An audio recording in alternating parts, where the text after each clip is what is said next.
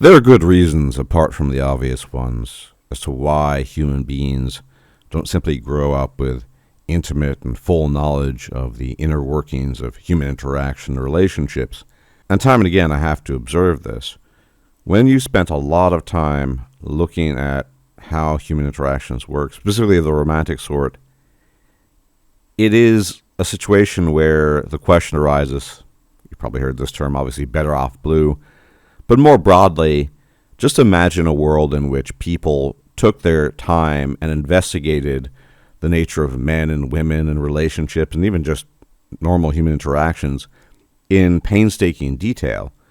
Now, in a younger, arguably more ignorant, arguably more hopeful, arguably more naive version of Stardust the Thinking-Ape, more than 10 years ago, I was a proponent of basically getting the education about human psychobiology out there as quickly as possible. It's never going to happen, but this idea that, already at age 8, 7, at the latest age 10, 11, 12, you're just learning about this stuff. So you know what's going on. But over time, further knowledge, life, etc., have taught me new lessons, and I just don't think it's very viable.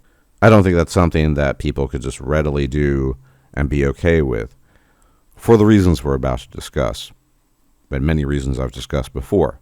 But think about this. You've heard the term 7-year itch, probably. It's actually predicated on the name of a film from the 1950s, starring Marilyn Monroe, but the film itself was based on a play written in the early 20th century. The provenance of the term is less important than the term and the phenomenon itself, but essentially, if you're not familiar, the 7-year itch refers to this period of roughly 7 years in which relationships seem to plummet. The people involved, usually the women, but the people involved get bored with the relationship. They don't find satisfaction anymore. Now, this isn't universal. Obviously, there's going to be a lot of variability in human beings. Some people are 7 feet tall, some people are 4 feet tall. It happens. But in general, this observation has been made. Now, it started off anecdotally, but there have been some studies in various countries, in Finland, even in China, and although they can't pinpoint the exact marker of 7 years, they have observed that in general, between 5 and 10 years, which is more or less 7 years, there is this general trend of men and women losing interest in each other. And people have looked for an explanation for this. Well, there's some basic explanations here.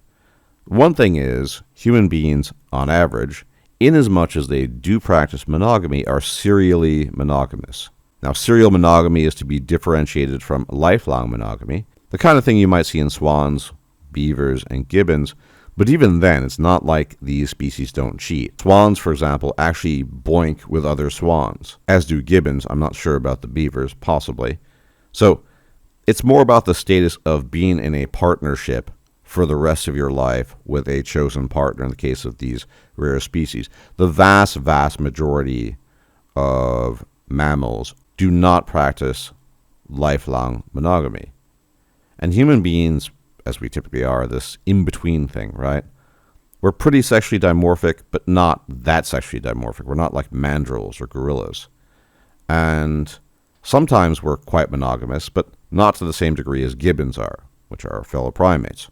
And serial monogamy implies that you go through streaks of relationships, maybe for 5, 6, 7, 8 years, and then you break up, and then you move on to the next one, and then you break up, and you move on to the next one. And if you observe human beings in general, that is a very common pattern. Most relationships end. They last to varying degrees, but they have a run, a quote-unquote long-term relationship of maybe 5 to 10 years. It doesn't work out for reasons that are often inscrutable. At least the underlying reasons are inscrutable to the people involved. They break up, and inasmuch as they have access to it, eventually they might gain a new relationship, and the process repeats itself several times, maybe 4 or 5, 6 times in a lifetime, at least prior to the weird stuff going down now with Gen Z, the internet, and all the other much more recent phenomena. But this begs the question, what kind of relationships, inasmuch as they are long-lasting, typically survive past the so-called 7-year itch mark? It's the relationships that have had reproduction involved. So one theory, and it's a theory I personally subscribe to, is that long-term relationships for most people tend to dissipate when there's no reproductive interest there. If you're just hanging out, taking trips together, eating Chinese food, that might be cool for a while, but most human beings, there are going to be exceptions obviously, but most human beings get the quote-unquote itch, especially the women.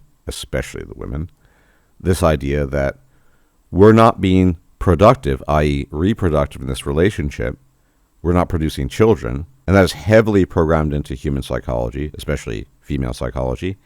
And so the people involved kind of drift apart. There are probably natural mechanisms involved that contribute to this type of serial monogamy.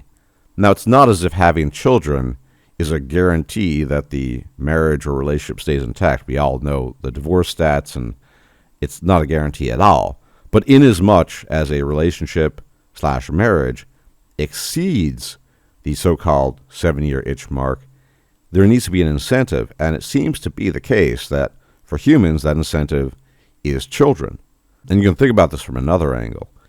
One of the reasons why so many relationships fail these days, inasmuch as they're even able to launch, because these days there are all these other confounding issues, which we've talked about at length, ad nauseum, one could say, inasmuch as they do get started, they're based on very, very primitive models of functionality, based purely on attraction. Like, really, really into this girl, she's really into the guy, you boink for a while, and then boom, you might hang out, you don't have a lot in common, personality-wise you might be pretty different, but hey, the boinking is good. And there is no long-term goal. Remember, in previous times, and this is why you could argue that a socially conditioned form of lifetime monogamy worked for human beings to varying degrees throughout history. In former times, the coupling of men and women was always done for the purposes of reproduction, not just to hang out and see what happens. Because that's the thing.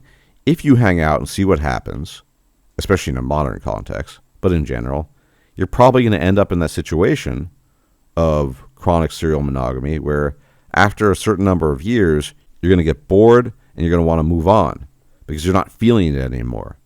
The investment of children in reproduction leads then consequently to the necessity of, whether you're feeling it or not, prolonging the relationship. So it could also be that emotions are just less strong even if you do have children, although there are arguments and there's some evidence to show that the bond of having children might strengthen the relationship.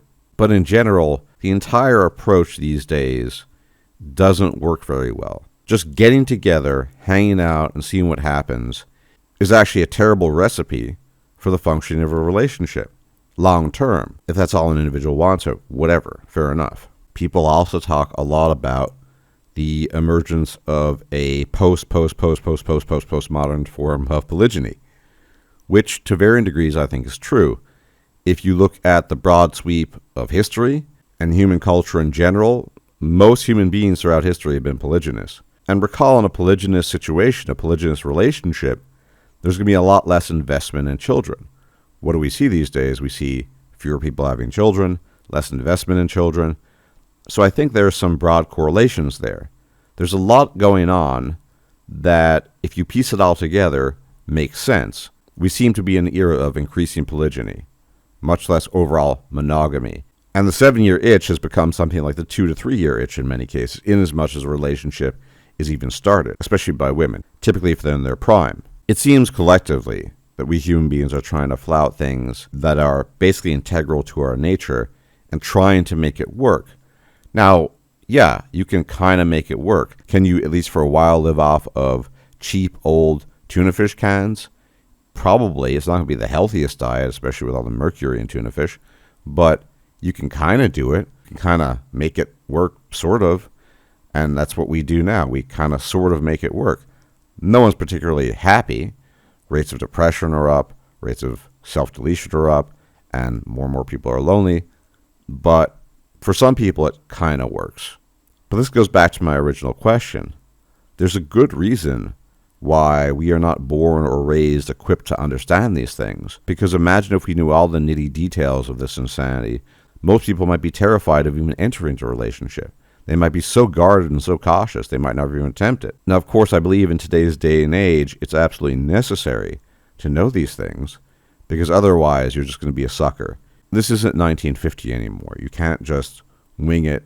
It's not going to work that way, especially if you're a young person. If you're a young person, there are a lot of young guys out there, even in my audience, that still want to give it the old heave-ho, which, hey, fair enough. I encourage you to do so. Find out for yourself if it works for you or not, but you can't do it without some knowledge about this stuff and how human relationships work between men and women. You can't do it without knowing that men and women are actually very different from each other. Various other ideas, hypergamy, the whole shebang, then you will absolutely end up being a sucker. At the same time, conversely, knowing all these things tends, in my observation of men, and myself, of course, to disincentivize men from even wanting to partake in this stuff. So people are kind of left in this state of limbo of, we kind of need to cover up this information, make it less accessible, lie about it, versus, well, there's a lot there that's true, but how do we paper over it? How do we mollify the harshness of it all? Anyway, as always, thank you for tuning in. Special thanks to my patrons. You guys are the best. You keep the channel going. Really appreciate you. And if you can engage in the usual YouTube jazz of liking the video, commenting, sharing with other people. And if you're not a sub yet, subscribe. If I'm still alive, I'll check you out later. Until the next time, may the gods watch over you. Take care. Bye-bye. If you liked this video, please like, share, and subscribe. And if you enjoy my content, please consider making a donation or becoming a patron. Thanks for watching.